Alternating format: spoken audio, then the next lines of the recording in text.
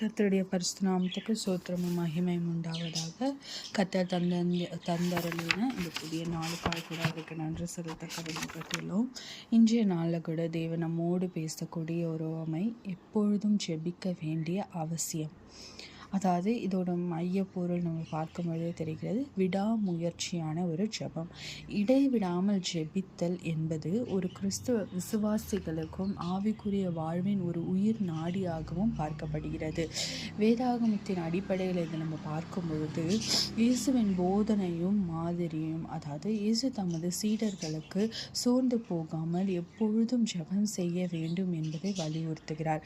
லூக்கா 18ஆம் அதிகாரம் 1-8 வரையில் உள்ள வசனங்களை பார்க்கும் பொழுது ஒரு விடாப்பிடியான விதவையின் உவமையை குறித்து சொல்கிறார். ஒரு அநீதி உள்ள நீதிபதியிடம் ஒரு விதவை தனது இடைவிடாத விண்ணப்பத்தால் நீதியை பெற்றாள் என்றால், நீதியுள்ள தேவன் தம்மை நோக்கி இரவும் பகலும் கூப்பிடுவர்களுக்கு எவ்வளவாய் பதில். அதாவது இந்த விடாப்பிடியான ஒரு விதவையின் உவமை. அங்கே பார்த்தோன்னா ஒரு அநீதி உள்ள நீதிபதி இருந்தாராம். அவரிடத்துல ஒரு விதவை போயிட்டு நீதியை கேட்டுட்டு இருந்தாங்களாம். அவரே ஒரு அநீதியான ஒரு நீதிபதி. அவர் எப்படி நீதியை கொடுப்பார்? அவர் டெய்லியும் திருப்பி அனுப்பி கொண்டே இருந்தாராம். ஆனால் இந்த விதவை விடாமல் டெய்லியும் போய் போய் போய் அந்த நீதிபதியிடம் நீதி கேட்டுக்கொண்டே இருந்தாராம், ஒரு அநீதி உள்ள நீதிபதியிடம்.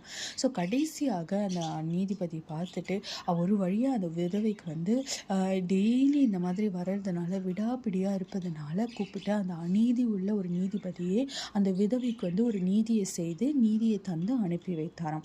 ஸோ இதை வைத்து தேவன் நமக்கு என்ன சொன்னார்னா, ஒரு அநீதி உள்ள ஒரு நீதிபதியே ஒரு விதவைக்கு இரக்கம் காமிச்சு நீதி சொல்லும் பொழுது நம்மளோட தேவன் இரவும் பகலும் நம்மளை கூப்பிடுகிறவர்களுக்கு எவ்வளவு அதிகமாய் பதிலளிப்பார் என்பதே இந்த ஓமையின் விளக்கம். ஒரு அநீதி உள்ள ஒரு நீதிபதியே ஒரு இரக்கம் காட்டி அந்த விதவையிடம் ஒரு நீதி செய்யும் பொழுது நம்மளுடைய தேவன், நீதியுள்ள தேவன், நம்ம கூப்பிடுதலை கேட்காமல் இருப்பாரோ?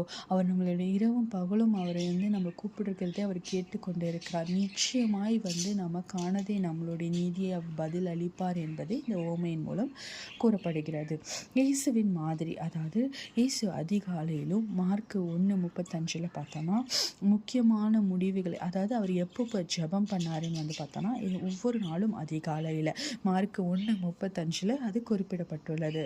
மேலும் முக்கியமான முடிவுகளை எடுக்கும் முன்பாக சோதனையான நேரங்களில் எல்லா நேரத்திலையும் பிதாவுடன் ஜெபத்தின் மூலம் தொடர்பில் இருந்தவர் என்று பார்க்க முடிகிறது. ஒவ்வொரு நாளும் தன்னுடைய நாளை அவர் அதிகாலையில் ஜெபத்தோடும் தொடங்கினார். மற்றும் முக்கியமான முடிவுகளை எடுக்கும்போது, சோதனைக்கு உட்கொள்ளும் போது, எல்லா தருணங்களிலும் அவர் பிதாவினிடத்தில் தேடி அவரை தொடர்புள்ளவராய் இருந்ததை பார்க்க முடிகிறது. ஸோ அப்படியே அவருடைய அவர் மாதிரியே நம்ம இருக்கணும் என்று அவர் நினைச்சார். ஸோ அது பிரகாரமாக இயேசுவை நம்ம மாதிரியாக கொண்டோம். நாமும் கூட நம்மளோட நாளை தொடங்குவதற்கு முன்பாக தேவனை தேடி அந்த நாளை தொடங்க வேண்டும். அவரிடத்தில் ஜெபம் செய்து அந்த நாளை தொடங்க வேண்டிய ஒரு பழக்கத்தின் கட்டாயத்தை நம்ம பின்பற்றி கொள்ளணும். ஒவ்வொரு நாளும் நம்மளோட தொடக்கம் ஜெபத்தில் தான் தொடங்கணும், நம்மளோட முடிவும் ஜெபத்தில் முடியணும் என்பதில் நாம் உறுதியாக இருக்க வேண்டும். அதிகாலையிலையும் நம்ம எழுந்த உடனே நம்மளோட முதல் மணி நேரங்களை கர்த்தருக்காக நம்ம செலவிட வேண்டும். அதே சமயம் இரவு தூங்கும் போதற்கு முன்பாகவும் நம்மளுடைய நேரத்தை தேவனுக்காக செலவிட்டு அவரிடத்தில் ஜெபித்து தூங்க வேண்டும் என்ற ஒரு பழக்கத்தை நாம் கட்டாயப்படுத்தி கொள்ள வேண்டும். நம்ம வீட்டில் இருக்கிற பசங்களுக்கும் சரி, சிறு வயது முதலே அந்த ஒரு காரியத்தை நம்ம கற்பித்து அதை ஒரு கட்டாயத்தின் பேரில் நம்ம சொல்லும்போது அவர்களுக்கு நாள் போக்கில் அது ஒரு பழக்கமாக, அது ஒரு விருப்பமான செயலாக மாறிவிடும். ஸோ அப்படியா இருக்கும்போது இந்த இடைவிடாமல் ஜெபித்தல் என்பதன் பொருள் பார்த்தோன்னா 1 தெசலோனிக்கேயர் 5:17 இடைவிடாமல் ஜெபம் பண்ணுங்கள் என்பது ஃபுல் டைம் இடைவிடாமல் முழங்கால் படியிட்டு ஜெபித்தில் இருப்பது அல்ல. நம்ம பார்க்கும்போது நம்ம ஜெபம் நம்ம 24 hours ஒரு ரூமில் இருந்து முட்டி போட்டு ஜெபம் பண்ணோம் அப்படியெல்லாம் கிடையாது. மாறாக நம்ம ஜெபித்து கொண்டே இடைவிடாமல் ஜெபித்து கொண்டே இருக்க வேண்டும். தேவனை தேடிக்கொண்டே இருக்க வேண்டும். நம்ம எந்த நிலையில் இருந்தாலும் சரி, எப்படி இருந்தாலும் சரி, எந்த இடத்துல எந்த சூழ்நிலைகள் இருந்தாலும், ஒரு சூழ்நிலையில் நீங்கள் ஒரு முடிவு எடுக்கணும், இல்லை ஏதாவது ஒரு காரியம், எந்த காரியமாக இருந்தாலும் நம்ம இருதயத்தில் அந்த ஜெபிக்கிற அந்த 2 நிமிடம் நம்ம தேவனிடத்தில் பேசுவதும் ஜெபம் தான் என்பதை நம்ம கற்றுக்கொள்ள வேண்டும். நம்ம அதிகாலையில் நம்ம வீட்டில் இருக்கும்போது நம்ம முழங்காலிட்டு ஜெபிக்கிற ஜெபம் எப்படி அதுவும் அதாவது நம்ம அதிகாலையில் எழுந்து நம்ம ஜெபிப்பது, அப்போ நம்ம முழங்கால் படிட்டு ஜெபிக்கிற ஜெபம் தான் அது ஜெபம். ஆனால் அப்போ ஒரு 2 நிமிஷம் மனசுக்குள்ளே ஜெபிச்சு போகிறது கிடையாது. மாறாக நம்ம நாளை தொடங்கும் பொழுது நம்ம முழங்கால் படிட்டு ஜெபிக்கிறோம். ஆனால் மற்ற காரியங்களை இப்போ நம்ம வேலை ஸ்தலங்களோ இல்லை வேறு எங்கே இருந்தாலும் ஒரு 2 நிமிஷம் நம்ம மனசுக்குள்ளே ஜெபிக்கிறோம்ல, அதுவும் ஒரு ஜெபம் தான். ஸோ அப்படியாக நம்ம இடைவிடாமல் ஜெபித்து கொண்டே இருக்க வேண்டும். ஜெபத்தின் மனநிலை எந்த நேரத்திலும் தேவனோடு உரையாடுவது. அதுதான் ஒரு மனநிலை, அதாவது அதை ப்ரேயர் ஆட்டிடியூடுன்னு சொல்கிறாங்க, கொண்டிருப்பதாகும். எந்த நேரத்திலும் நம்ம தேவனோடு உரையாடி கொண்டிருப்பதன் பேர் தான் ஜெபம். தேவனை சார்ந்திருத்தல் ஒரு சாதனம், அதாவது ஒரு மின்சாரத்தோடு இணைந்திருப்பதை போல நம் ஆவியும் எப்பொழுதும் தேவனோட ஆவியோடு இணைந்திருக்க வேண்டுமா. இப்போ நம்மளோட பொருள் நம்ம வீட்டில் எடுத்துக்கணும்னா ஒரு கரண்ட், ஒரு மின்சாரத்தோடு இணைந்திருக்கும் போது தான் அது ஒர்க் ஆகும். ஸோ அதே போல தான் நம்மளோட ஆவியும் அது தேவனோடு இணைந்திருக்கும் பொழுது தான் அது செயல்படும் என்பதை நம்ம உணர்ந்திருக்க வேண்டும். நன்றி அறிதல், எல்லாவற்றிலும் தேவனை நோக்கி பார்த்து சோத்திர பலியிடுவதாகும். நம்ம தினசரி வாழ்க்கையில் ஏதாவது ஒரு காரியம் நமக்கு நடக்கும்போது ஒரு சோத்திரம், ஒரு நன்றி சொல்வது, அது கூட ஜெபம் தான். ஸோ இடைவிடாமல் ஜெபிப்பது என்பது நம்ம 24 மணி நேரமும் முட்டிட்டு ஜெபிப்பது அல்ல. நம்மளோட பர்சனல் ஜெபம் என்பது வேறு. அது நம்ம அதிகாலையில் ஜெபிக்கிறது, நைட்டில் ஜெபிக்கிறது, அது நம்ம 1 hour நம்ம கடவுளுக்காக கொடுக்கணும். மாறாக மற்ற நேரங்களிலும் கூட நம்ம வெளியிடத்தில் போகும்போது தேவனை மறந்துடக்கூடாது. அந்த காலையில் நான் ஜெபிச்சுட்டு 1 hour மீதி நேரத்துலாம் தேவையில்லை. அப்படி இல்லாமல் ஏதாவது ஒரு காரியங்கள் நடக்கும்போது சும்மா ஒரு மனதில் ஒரு சோத்திரம் சொல்வதோ, ஒரு நன்றி சொல்வதோ, இல்லை ஏதாவது ஒன்று இருக்கும்போது, அப்பா இந்த சூழ்நிலையில் இருக்க, இதுக்கு நான் என்ன முடிவு எடுக்கணும் அப்படின்னு ஒரு 2 நிமிஷம் நம்ம இருதயத்தில் நம்ம ஜெபிப்பதும் கூட ஜெபம் என்பது தான் இந்த இடத்துல குறிப்பிடப்படுகிறது. எப்பொழுதும் ஜெபிக்க வேண்டியதற்கான 5 முக்கிய காரணங்கள் எதற்காகன்னு பார்த்தோன்னா, சோதனையை மேற்கொள்ள, தேவனுடைய சித்தத்தை அறிய, ஆவிக்குரிய உறவை ஆழ்படுத்த, அமைதியும் சமாதானத்தையும் பெற, பிறருக்காக பரிந்து பேச. இந்த 5 காரியங்களுக்காக நம்ம எப்பொழுதும் ஜெபிக்கணுமா.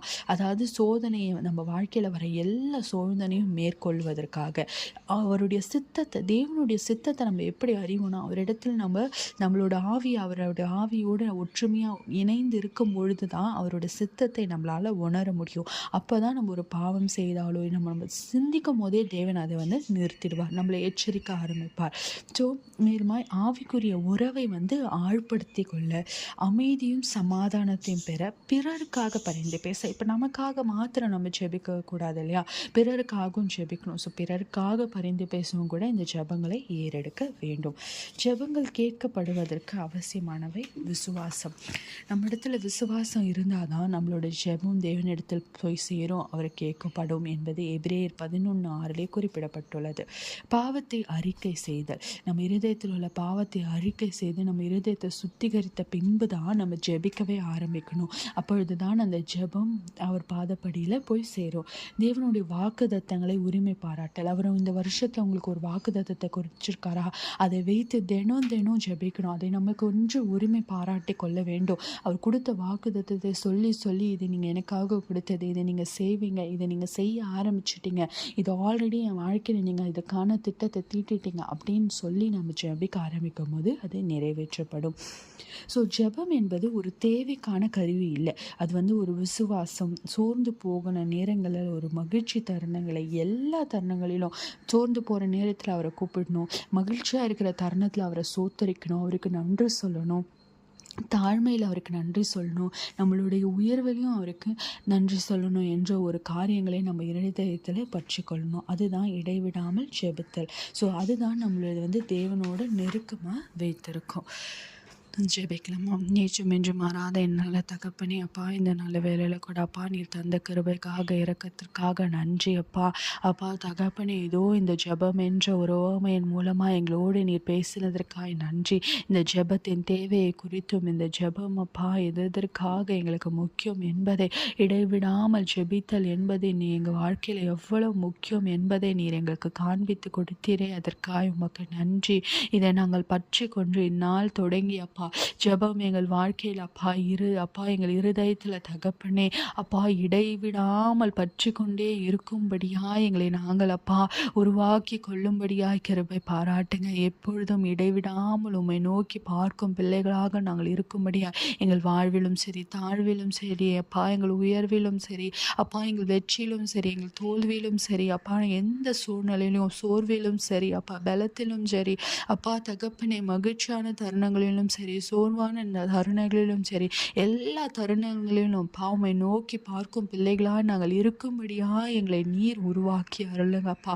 இடைவிடாமல் உம்மை நோக்கி பார்த்து உமக்கான நன்றிகளையும் சோத்திரங்களையும் அப்பா அப்பா எங்களுடைய ஏக்கங்களையும் நாங்கள் ஏறெடுக்கும்படியான பிள்ளைகளாக எங்களை மாற்றி அருளுங்க.